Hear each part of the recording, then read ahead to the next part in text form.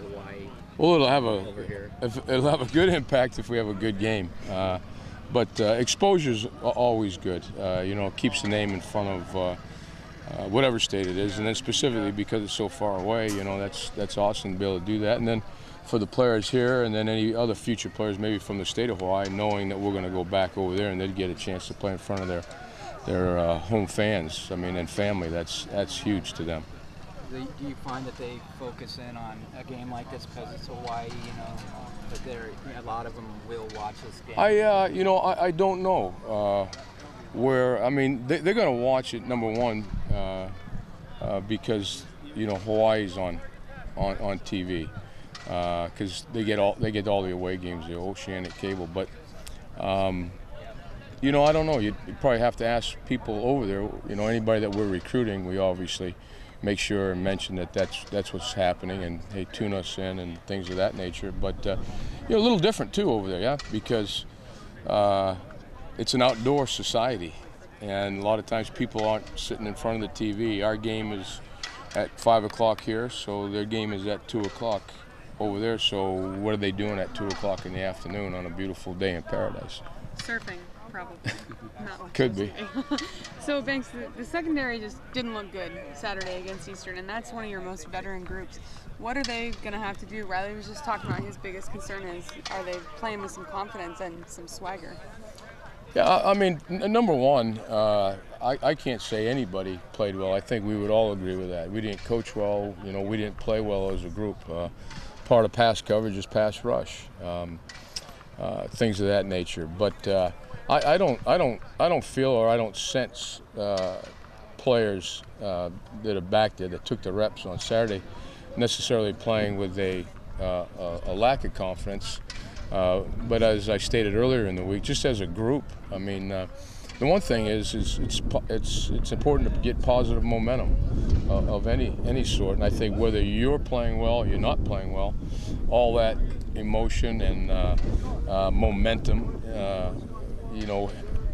plays in the fact that all of a sudden you forget about any negativity that you have and just focus on the game and just really get into it. And I think the more you get into it, you play well. They just looked terrible when they got isolated. I was shocked. Some of these veteran guys that got caught in isolation and receivers got wide open in end zone. There was an element of shock too in post game from them. Were you shocked? Well, I think as a group, I think we all were. We had played well, in the in camp and did some really good things. Our offense has a hell of a passing attack, and I think everybody was obviously surprised that the outcome was what it was. More than surprised, I guess maybe the word shocked was, because in my wildest dreams, and I don't think anybody in the room, coaches, players included,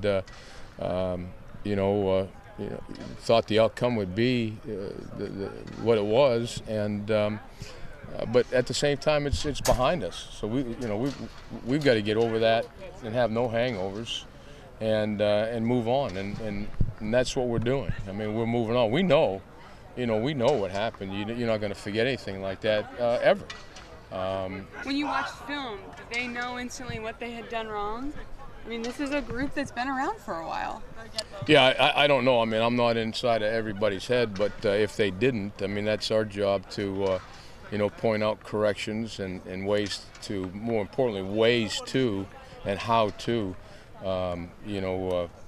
correct issues that we have, including, us. And I alluded to that earlier in the week. Maybe because of having a lot of players that have played a lot, we went in with a pretty extensive game plan out of different packages, and I'm just saying, hey, it was too much, and we needed to hone in and on certain packages and certain things that we needed just to be able to play, because more is not necessarily better.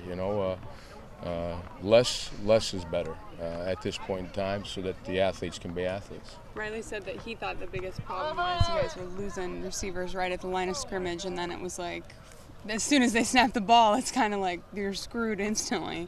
Is that what you saw when you watched film, or were there other problems after that? There were instances that happened, but we were in some zone coverage too, and we were playing off coverage, and things didn't work out. I don't know as it was any one isolated thing, as I said, and not just one isolated group.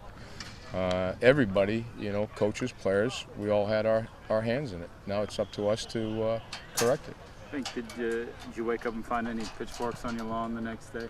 Oh, the only pitchfork there was right in the middle of my stomach, and then probably another one in my heart. And you just don't feel good about anything. You don't feel good about yourself. You don't feel good about life in general. I mean, this is what we do. We put a lot of time and effort into it, and I know a lot of people may be looking at it. Doesn't look like we put any effort into it. Anybody could have done that. We could have rolled out the ball and played, but that wasn't the case. And that's what really hurts, because everybody puts everything into it, their whole heart into it, and such effort. It's a physical game, and you put pads and a helmet on, you get banged up and injured. DJ Alexander's a prime example. Shoot, he spent every day, 3, 4, 5 times a day rehabbing just to get back. So that's what really hurts.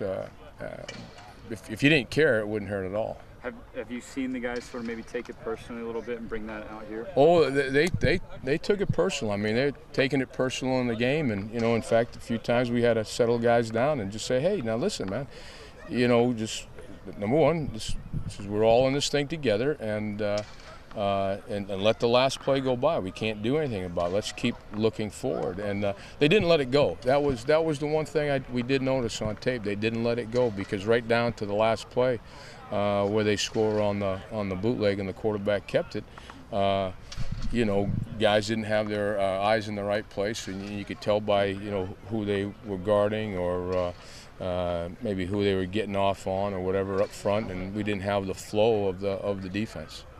So you mean that they weren't doing a good job of moving on to the next play? That you think that was part of the problem at the end? Well, I think because of the situation. It wasn't just one isolated play or 2 isolated plays. There was a lot of stuff that wasn't going our way, and I would say that was some of it. I mean, maybe they just couldn't help it.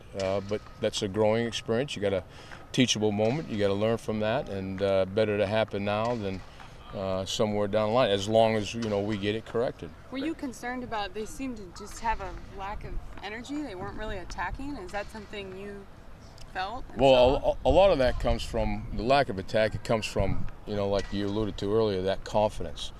In defensive football, if I've said this for years, if your eyes lie to you, then what did I see? And you're not just going, and just reacting to things. So I think a lot of that played a part in it. I think looking at this weekend's tests in Hawaii, a more pro-style quarterback in Graham. What have you noticed from them on film?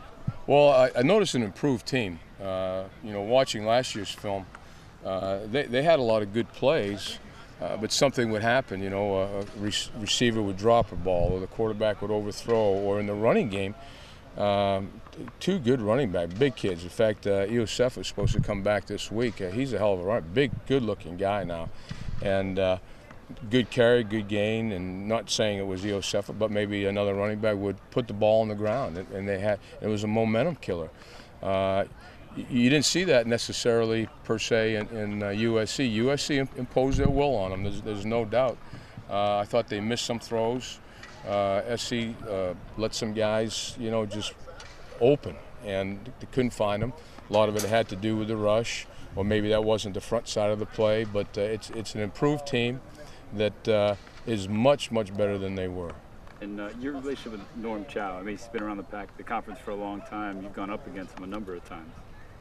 Oh, utmost respect for Norm. I mean, he's one of those guys. He's been around for so long that he's forgotten more football than a lot of guys know, and highly respected. There's absolutely no doubt.